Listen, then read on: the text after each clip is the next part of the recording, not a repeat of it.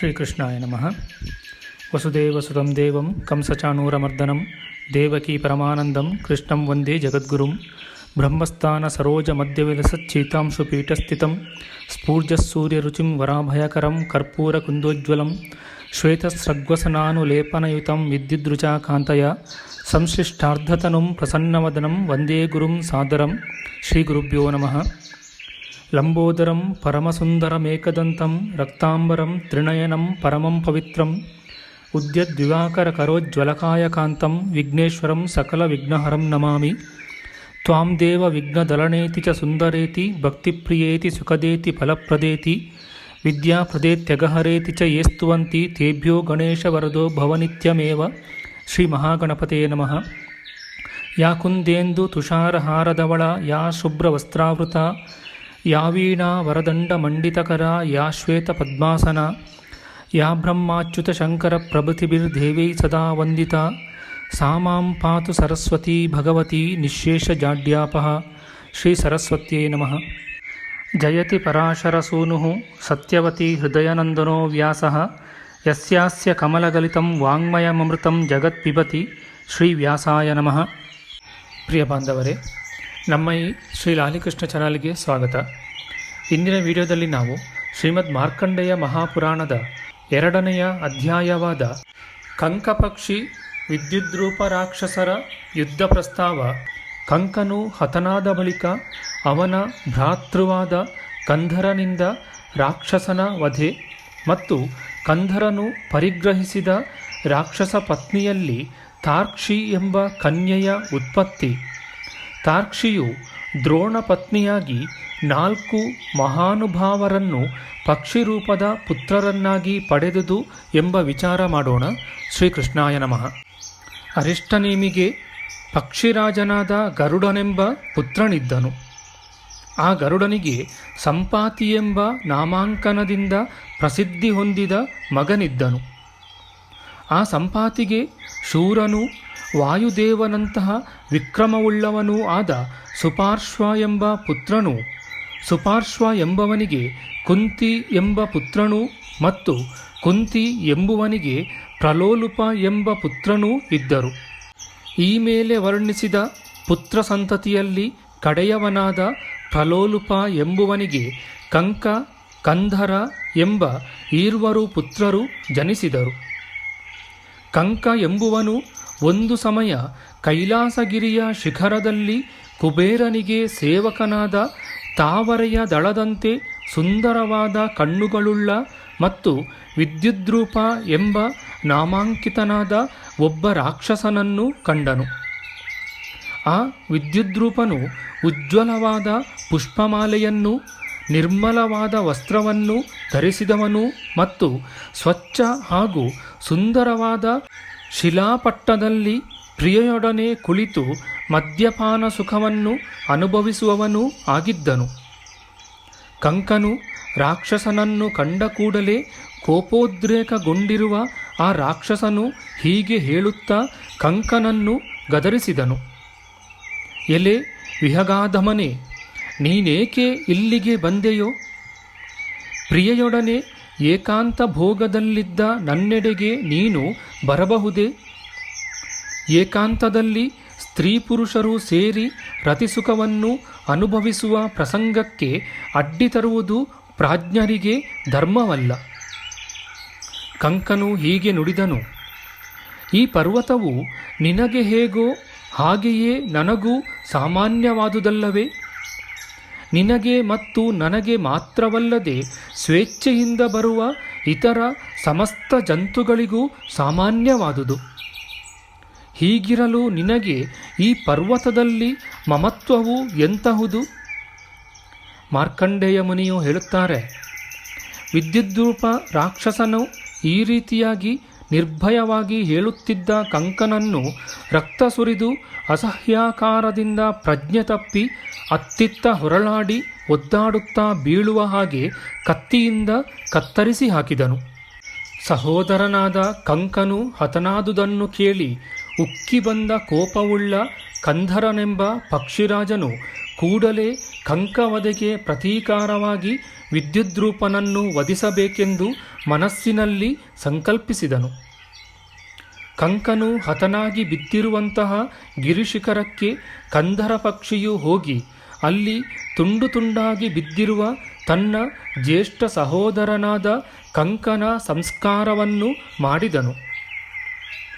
ತರುವಾಯ ಸಹನಾತೀತವಾದ ಕೋಪದಿಂದ ಗುಂಡಗೆ ಸುತ್ತುವ ಕಣ್ಣುಗಳುಳ್ಳವನು, ಸಿಟ್ಟಿಗೆದ್ದ ಸರ್ಪರಾಜನಂತೆ ಬುಸುಗುಟ್ಟುವವನೂ ಆದ ಕಂದರನು ತನ್ನ ಭ್ರಾತೃವನ್ನು ಕೊಂದ ರಾಕ್ಷಸನು ಇದ್ದ ಸ್ಥಳಕ್ಕೆ ಧಾವಿಸಿದನು.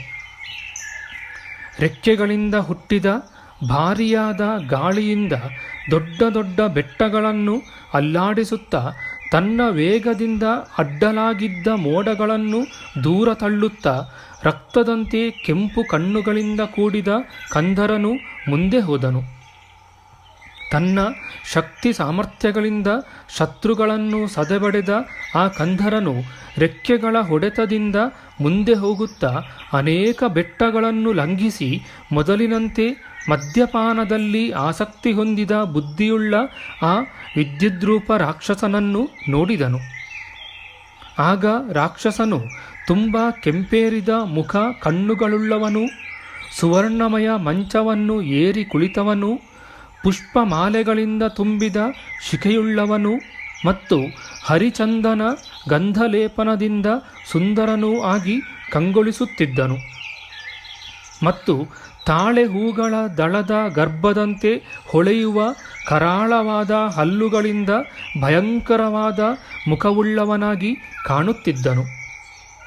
ಅವನ ಎಡತೊಡೆಯ ಮೇಲೆ ವಿಶಾಲವಾದ ಕಣ್ಣು ಮತ್ತು ಕೋಗಿಲೆಯಂತೆ ಮಧುರವಾದ ಕಂಠನಾದಗಳಿಂದ ಕೂಡಿದ ಮದನಿಕೆ ಎಂಬ ಪ್ರಿಯೆಯು ಕುಳಿತುಕೊಂಡಿರುವುದನ್ನು ಕಂಡನು. ರಾಕ್ಷಸನನ್ನು ಕಂಡೊಡನೆ ಕೋಪಾವೇಶದಿಂದ ಕೂಡಿದ ಮಾನಸವುಳ್ಳ ಕಂದರನು ಗವಿಯಲ್ಲಿ ಕುಳಿತಿದ್ದ ರಾಕ್ಷಸನನ್ನು ನೋಡಿ ಹೀಗೆಂದನು: ಎಲೆ ನೀಚನೆ, ಬಾ, ನನ್ನ ಸಂಗಡ ಯುದ್ಧ ಮಾಡು. ನೀನು ಇಲ್ಲಿಗೆ ನೆಮ್ಮದಿಯಿಂದ ಬಂದ ನನ್ನ ಜ್ಯೇಷ್ಠ ಭ್ರಾತೃವಾದ ಕಂಕನನ್ನು ಕೊಂದ ಅಪರಾಧಿಯಾಗಿದ್ದೀಯೆ. ಆದುದರಿಂದ ಮದ್ಯಪಾನದ ರುಚಿಯಿಂದ ಮೆರೆಯುವ ನಿನ್ನನ್ನು ಈಗಲೇ ಮೃತ್ಯುಲೋಕಕ್ಕೆ ಕಳುಹಿಸುವೆನು. ನಂಬಿಸಿ ಕೊಲ್ಲುವುದು, ಅಬಲೆ ಅಥವಾ ಬಾಲಕರನ್ನು ವಧಿಸುವುದು ಮುಂತಾದ ಪಾಪವನ್ನು ಗಳಿಸುವವರಿಗೆ ಯಾತನೆಯನ್ನು ಕೊಡುವ ಯಾವ ಯಾವ ನರಕ ಲೋಕಗಳಿವೆಯೋ ಆ ಎಲ್ಲ ನರಕಗಳಲ್ಲಿಯೂ ಈಗಲೇ ನನ್ನಿಂದ ವಧಿಸಲ್ಪಡುವ ನೀನು ಬೀಳುತ್ತೀಯೆ. ಮಾರ್ಕಂಡೇಯ ಮುನಿಯು ಹೇಳುತ್ತಾರೆ, ಪ್ರಿಯೆಯ ಸಮೀಪದಲ್ಲಿ ವಿಲಾಸದಿಂದ ಕುಳಿತ ವಿದ್ಯುದ್ರೂಪ ರಾಕ್ಷಸನು ಕಂದರನಿಂದ ಹೇಳಲ್ಪಟ್ಟ ಮಾತುಗಳನ್ನು ಕೇಳಿ ಕೋಪಾವೇಶವುಳ್ಳವನಾಗಿ ಕಂದರನನ್ನು ಕುರಿತು ಈ ರೀತಿಯಾಗಿ ಪ್ರತ್ಯುತ್ತರವಿತ್ತನು: ನಿನ್ನ ಜ್ಯೇಷ್ಠ ಭ್ರಾತೃವನ್ನು ನಾನು ಕೊಂದಿದ್ದರೆ ಆ ನೆಪದಿಂದ ನನ್ನ ಪೌರುಷವನ್ನು ತೋರಿಸಿದಂತಾಯಿತು. ಅದೇನು ತಪ್ಪೆ? ಕಂದರ ಪಕ್ಷಿಯೇ, ಇಗೋ ಈ ಖಡ್ಗದಿಂದ ಈಗ ನಿನ್ನನ್ನೂ ವಧಿಸುವೆನು. ಎಲ್ಲೋ ನೀಚ ಕಂದರನೇ, ಸ್ವಲ್ಪ ಹೊತ್ತು ಮುಂದೆ ನಿಲ್ಲು, ಜೀವಂತನಾಗಿ ಹಿಂದೆ ಹೋಗಲಾರೆ ಎಂದು ಹೇಳುತ್ತಾ ಕಾಡಿಗೆ ರಾಶಿಯಂತೆ ಕಪ್ಪಾಗಿ ಹೊಳೆಯುವ ನಿರ್ಮಲವಾದ ಕತ್ತಿಯನ್ನು ಹಿಡಿದುಕೊಂಡನು. ತರುವಾಯ ಪಕ್ಷಿರಾಜನಾದ ಕಂದರನಿಗೂ ಕುಬೇರನ ಸೇವಕನಾದ ವೀರ ರಾಕ್ಷಸನಿಗೂ ಪೂರ್ವಕಾಲದಲ್ಲಿ ಗರುಡ ದೇವೇಂದ್ರರಿಗೆ ಆದಂತೆ ಘೋರವಾದ ಸಂಗ್ರಾಮವು ನಡೆಯಿತು. ಆಗ ರಾಕ್ಷಸನು ತನ್ನ ಕತ್ತಿಯನ್ನು ವೇಗವಾಗಿ ಬೀಸಿ ಬೆಂಕಿಯಾರಿದ ಕಪ್ಪು ಇದ್ದಲಿನಂತೆ ಹೊಳೆಯುವ ಆ ಕತ್ತಿಯನ್ನು ಪಕ್ಷೀಂದ್ರನಾದ ಕಂದರನ ಮೇಲೆ ಎಸೆದನು. ಆ ಸಮಯದಲ್ಲಿ ಪಕ್ಷಿರಾಜನಾದ ಕಂದರನು ನೆಲದಿಂದ ಸ್ವಲ್ಪ ಮೇಲಕ್ಕೆ ನೆಗೆದು ಗರುಡನು ಹಾವನ್ನು ಕಚ್ಚಿಕೊಳ್ಳುವಂತೆ ಆ ಖಡ್ಗವನ್ನು ಮುಖದಿಂದ ಹಿಡಿದುಕೊಂಡನು. ಆಮೇಲೆ ಮುಖ ಮತ್ತು ಪಾದಾಗ್ರ ಇವುಗಳಿಂದ ಆ ಖಡ್ಗವನ್ನು ಚೂರು ಮಾಡಿ ಮಹಾಕ್ಷೋಭವನ್ನುಂಟು ಮಾಡಿದನು. ಹೀಗೆ ರಾಕ್ಷಸನ ಖಡ್ಗವು ಭಂಗ ಹೊಂದಿದ ಬಳಿಕ ಈರುವರೆಗೂ ಬಾಹುಯುದ್ಧವು ಜರುಗಿತು. ಅನಂತರ ಪಕ್ಷಿರಾಜನಾದ ಕಂದರನು ಆ ರಾಕ್ಷಸನ ಎದೆಯನ್ನಾಕ್ರಮಿಸಿ ಬಗೆಯುತ್ತಾ ಕ್ರಮವಾಗಿ ಆ ರಾಕ್ಷಸನ ಕೈ ಕಾಲುಗಳನ್ನು ಮತ್ತು ಶಿರವನ್ನು ಕತ್ತರಿಸಿದನು. ಹೀಗೆ ಪತಿಯಾದ ರಾಕ್ಷಸನು ಹತನಾಗಿ ಬೀಳಲು ಆತನ ಪ್ರಿಯೆಯಾದ ಮದನಿಕೆಯು ಸ್ವಲ್ಪ ಭಯ ಹುಟ್ಟಿದವಳಾಗಿ ಕಂದರನನ್ನು ಶರಣು ಹೊಂದಿ ನಾನು ನಿನಗೆ ಪತ್ನಿಯಾಗಿರುವೆನು ಎಂದು ಕೇಳಿಕೊಂಡಳು. ಆಗ ವಿಹಗರಾಜನಾದ ಕಂದರನು ವಿದ್ಯುದ್ರೂಪನನ್ನು ವಧಿಸಿ ಭ್ರಾತೃವನ್ನು ಕೊಂದ ಅಪರಾಧಕ್ಕೆ ಪ್ರತೀಕಾರವನ್ನು ಮಾಡಿ ಮತ್ತೆ ಮದನಿಕೆಯನ್ನು ಕರೆದುಕೊಂಡು ತನ್ನ ಮನೆಗೆ ಹಿಂತಿರುಗಿ ಹೋದನು. ಮೇನಕೆಯ ಮಗಳಾದ ಮದನಿಕೆಯು ಕಂದರನ ಮನೆಗೆ ಹೋಗಿ ಸ್ವೇಚ್ಛಾರೂಪವನ್ನು ಧರಿಸುವ ತನ್ನ ಶಕ್ತಿಯಿಂದ ಪಕ್ಷಿರೂಪವನ್ನು ಧರಿಸಿ ಕಂದರನ ಸಂಗಡ ವಾಸ ಮಾಡಿದಳು.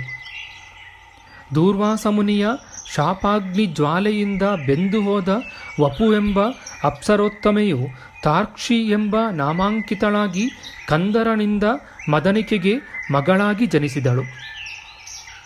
ಮದನಿಕೆಯಲ್ಲಿ ಪ್ರಸವಿಸಿದ ಕನ್ಯೆಗೆ ಜನಕನಾದ ಕಂದರನು ತಾರ್ಕ್ಷಿ ಎಂದು ಹೆಸರಿಟ್ಟನು. ಜರಿತಾರಿ ಎಂಬ ಜ್ಯೇಷ್ಠಪುತ್ರನು ದ್ರೋಣ ಎಂಬ ಕನಿಷ್ಠ ಪುತ್ರನೂ ಸೇರಿ 4 ಮಂದಿ ಅಪಾರವಾದ ಪ್ರಜ್ಞೆಯಿಂದ ಕೂಡಿದ ದ್ವಿಜೋತ್ತಮರು ಮಂದಪಾಲ ಮುನಿಯ ಪುತ್ರರಾಗಿದ್ದರು.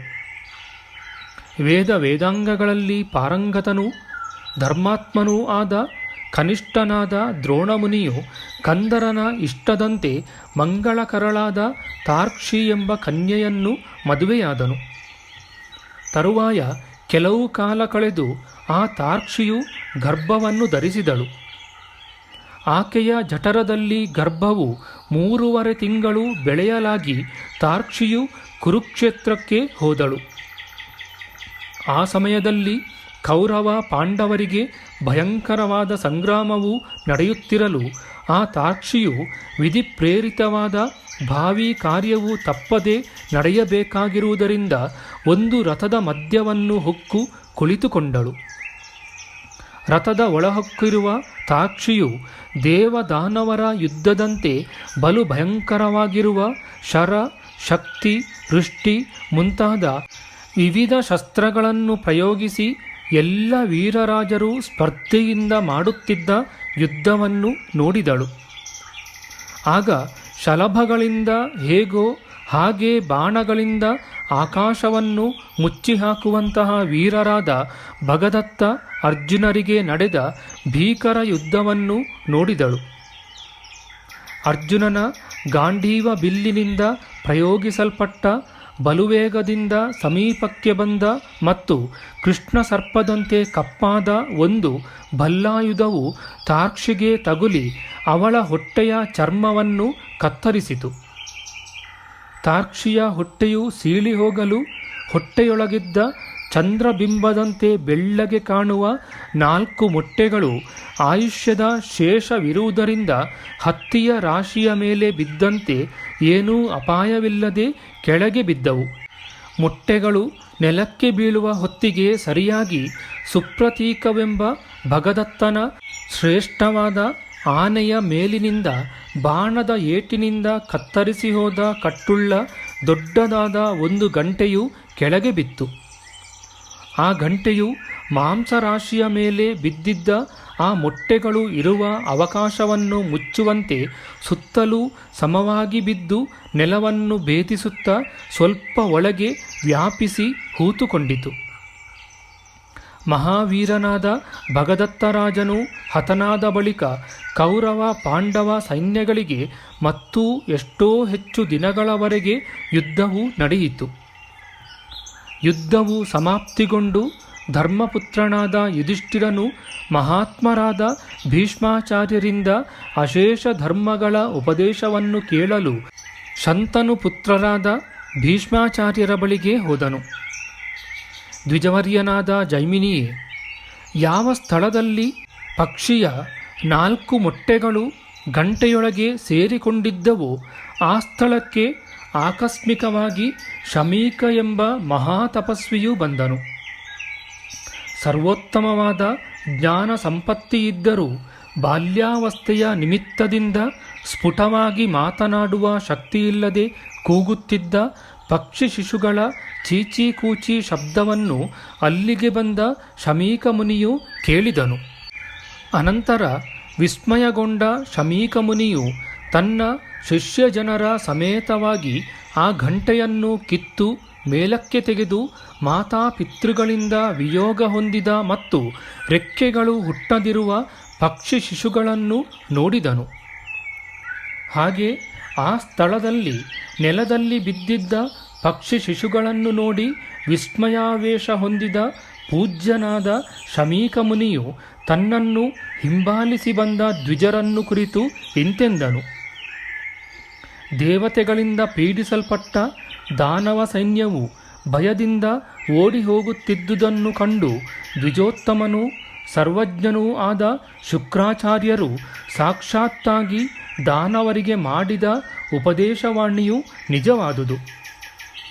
ಎಲೈ ದೈತ್ಯರೇ, ರಣರಂಗದಿಂದ ಓಡಿ ಹೋಗಬಾರದು, ಮತ್ತೆ ಎದುರಾಗಿ ಬನ್ನಿರಿ. ನಿಮ್ಮ ಶೌರ್ಯವನ್ನು ಮತ್ತು ಕೀರ್ತಿಯನ್ನು ಬಿಟ್ಟು ಭಯಪಟ್ಟು ಏಕೆ ಹೋಗುವಿರಿ? ಮೃತ್ಯುಕಾಲ ಒದಗಿದ್ದರೆ ಎಲ್ಲಿ ಹೋದರೆ ನೀವು ಸಾಯದೇ ಇರುವಿರಿ?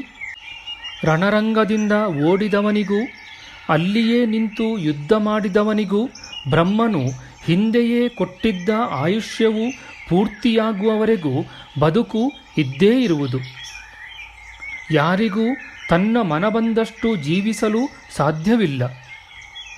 ಕೆಲವರು ಮನೆಯಲ್ಲಿ ಸುಖವಾಗಿರುವಾಗಲೇ ಮರಣ ಹೊಂದುವರು, ಮತ್ತೆ ಕೆಲವರು ಓಡಿ ಹೋಗುತ್ತಾ ಮೃತರಾಗುವರು. ಇನ್ನೂ ಕೆಲವರು ಅನ್ನವನ್ನು ಭುಂಜಿಸುತ್ತಿರುವಾಗಲೂ ನೀರನ್ನು ಕುಡಿಯುತ್ತಿರುವಾಗಲೂ ನಿಧನ ಹೊಂದುವರು. ಮತ್ತೆ ಕೆಲವರು ವಿಲಾಸಿಗಳು, ವಿಧ ವಿಧ ಭೋಗವನ್ನು ಆಶಿಸುವವರು, ಅರೋಗ, ದೃಢಕಾಯರು ಮತ್ತು ಶಸ್ತ್ರದಿಂದ ಸ್ವಲ್ಪವೂ ಗಾಯವಾಗದ ದೇಹವುಳ್ಳವರೂ ಆಗಿದ್ದು ಇದ್ದಕ್ಕಿದ್ದ ಹಾಗೆ ಮೃತ್ಯುವಶರಾಗುವರು. ಹಲವು ಮಂದಿ ತಪಶ್ಚರ್ಯೆಯಲ್ಲಿ ಆಸಕ್ತರಾಗಿರುವಾಗ ಪ್ರೇತರಾಜನಾದ ಯಮನ ಕಿಂಕರರಿಂದ ಒಯ್ಯಲ್ಪಟ್ಟಿರುವರು. ಮತ್ತೆ ಕೆಲವರು ಯೋಗಾಭ್ಯಾಸದಲ್ಲಿ ತತ್ಪರರಾಗಿದ್ದರೂ ಅಮರತ್ವವನ್ನು ಹೊಂದಲಾಗಲಿಲ್ಲ. ವಜ್ರಾಯುಧಧಾರಿಯಾದ ದೇವೇಂದ್ರನು ವೈರಿಯಾದ ಶಂಬರಾಸುರನ ಮೇಲೆ ವಜ್ರಾಯುಧವನ್ನು ಪ್ರಯೋಗಿಸಿದನು. ಹೃದಯದಲ್ಲಿ ಪ್ರಹರಿಸಲ್ಪಟ್ಟಿದ್ದರೂ ಆ ಶಂಬರಾಸುರನು ಅದರಿಂದ ಮೃತ್ಯುವನ್ನು ಹೊಂದಲಿಲ್ಲ. ಅದೇ ಇಂದ್ರನು ಅದೇ ವಜ್ರಾಯುಧವನ್ನು ಮೃತ್ಯುಕಾಲವು ಸನ್ನಿಹಿತವಾಗಿರುವಾಗ ಯಾವ ದೈತ್ಯರ ಮೇಲೆ ಪ್ರಯೋಗಿಸಿದನೋ ಆ ದೈತ್ಯರು ತತ್ಕ್ಷಣದಲ್ಲಿ ನಿಧನ ಹೊಂದಿದರು. ಇದೆಲ್ಲವನ್ನೂ ವಿಚಾರ ಮಾಡಿ ಭಯವನ್ನು ದೂರ ಮಾಡಿಕೊಳ್ಳಬೇಕು. ನೀವೆಲ್ಲರೂ ಯುದ್ಧಕ್ಕೆ ಬಂದು ನಿಲ್ಲಿರಿ. ಹೀಗೆಂದು ಶುಕ್ರಾಚಾರ್ಯರ ಉಪದೇಶವನ್ನು ಕೇಳಿ ದೈತ್ಯರು ಮರಣ ಭಯವನ್ನು ಬಿಟ್ಟು ಮತ್ತೆ ರಣಭೂಮಿಗೆ ಹಿಂತಿರುಗಿದರು. ಮಾನವ ಯುದ್ಧವನ್ನು ಮೀರಿರುವ ಘೋರವಾದ ಭಾರತ ಯುದ್ಧದಲ್ಲಿ ಮೃತ್ಯುವನ್ನು ಹೊಂದದಿರುವ ಈ ಶ್ರೇಷ್ಠ ಪಕ್ಷಿಗಳಿಂದ ಶುಕ್ರಾಚಾರ್ಯರು ದಾನವರಿಗಿತ್ತ ಉಪದೇಶವು ಸತ್ಯವೆಂದೆನಿಸಲ್ಪಟ್ಟಿತು. ಮೊಟ್ಟೆಗಳು ಬೀಳುವುದೇನು? ಅದೇ ಹೊತ್ತಿನಲ್ಲಿ ಗಂಟೆಯು ಬಿದ್ದು ಮೊಟ್ಟೆಗಳನ್ನು ಆವರಿಸಿ ರಕ್ಷಿಸುವುದೇನು? ಮತ್ತು ಮೊದಲೇ ನೆಲವು ಹೊಸ ಧಾತು, ರಕ್ತ, ಮಾಂಸಗಳಿಂದ ಮುಚ್ಚಿ ಮೃದುವಾಗಿರುವುದೇನು? ಇದೆಂತಹ ಆಶ್ಚರ್ಯ! ವಿಪ್ರರೇ, ಇಲ್ಲಿ ಇರುವ ಈ ಪಕ್ಷಿಗಳು ಖಂಡಿತವಾಗಿ ಸಾಮಾನ್ಯವಾದ ಪಕ್ಷಿಗಳೆಂದು ಹೇಳಲಾಗುವುದಿಲ್ಲ. ಲೋಕದಲ್ಲಿ ದೈವಾನುಕೂಲ್ಯ ಒದಗುವುದು ಮಹಾಭಾಗ್ಯವನ್ನು ಸೂಚಿಸುತ್ತದೆ. ಶಮೀಕ ಮುನಿಯು ಜತೆಯಲ್ಲಿದ್ದ ದ್ವಿಜರಿಗೆ ಹೀಗೆಂದು ಹೇಳಿ ಮತ್ತೆ ಅವರಿಗೆ ಇಂತೆಂದನು. ನೀವೆಲ್ಲರೂ ಹಿಂತಿರುಗಿ ಬನ್ನಿ. ಈ ಪಕ್ಷಿ ಶಿಶುಗಳನ್ನು ಎತ್ತಿಕೊಂಡು ಆಶ್ರಮಕ್ಕೆ ಹೋಗಿ. ಪಕ್ಷಿ ಜಾತಿಯಲ್ಲಿ ಜನಿಸಿದ ಇವುಗಳಿಗೆ ಯಾವ ಸ್ಥಳದಲ್ಲಿ ಇಲಿ ಬೆಕ್ಕುಗಳಿಂದ ಭಯ ಉಂಟಾಗಲಾರದೋ ಅಥವಾ ಎಲ್ಲಿ ಗಿಡುಗ ಮುಂಗುಸಿಗಳಿಂದ ಭಯವಿಲ್ಲವೋ ಆ ಸ್ಥಳದಲ್ಲಿ ಇವುಗಳನ್ನು ಇರಿಸಿರಿ. ದ್ವಿಜರೇ, ಪುರುಷ ಪ್ರಯತ್ನದಿಂದೇನಾದೀತು? ಈ ಪಕ್ಷಿ ಶಿಶುಗಳಂತೆ ಅಖಿಲ ಜೀವ ಜಂತುಗಳು ತಮ್ಮ ಪುರಾತನ ಕರ್ಮದಿಂದ ರಕ್ಷಿಸಲ್ಪಡುವವು. ಅಂತೆಯೇ ಕರ್ಮದಿಂದ ಮರಣವನ್ನು ಹೊಂದುವವು. ಆದರೂ ಮಾನವರು ತಮ್ಮ ಪ್ರತಿಯೊಂದು ಕರ್ತವ್ಯದಲ್ಲಿಯೂ ಯತ್ನವನ್ನು ಮಾಡಲೇಬೇಕು. ಪುರುಷ ಪ್ರಯತ್ನವನ್ನು ಆಚರಿಸುವ ಮಾನವನು ಸಾಧುಗಳ ಅಪವಾದಕ್ಕೆ ಗುರಿಯಾಗುವುದಿಲ್ಲ.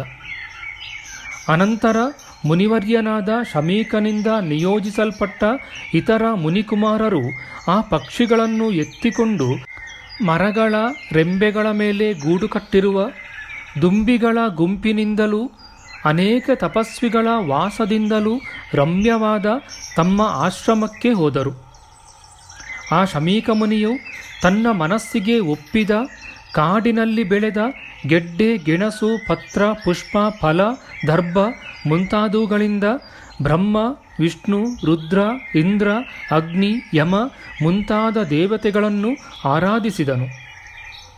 ಮತ್ತು ದ್ವಿಜೋತ್ತಮನಾದ ಶಮೀಕ ಮುನಿಯು ವರುಣ, ಬೃಹಸ್ಪತಿ, ಕುಬೇರ, ವಾಯು, ಧಾತ, ವಿಧಾತ ಮುಂತಾದ ದೇವತೆಗಳನ್ನು ಆರಾಧಿಸಿ ವೇದದಲ್ಲಿ ವಿಧಿಸಲ್ಪಟ್ಟ ವೈಶ್ವದೇವ ಮುಂತಾದ ವಿವಿಧ ನಿತ್ಯಕರ್ಮವನ್ನು ಆಚರಿಸಿದನು. ಇತಿ ಶ್ರೀ ಮಾರ್ಕಂಡೇಯ ಮಹಾಪುರಾಣೆ ಚಟಕೋತ್ಪತ್ತಿ ಕಥನಂ ನಾಮ ದ್ವಿತೀಯೋಧ್ಯಾಯ.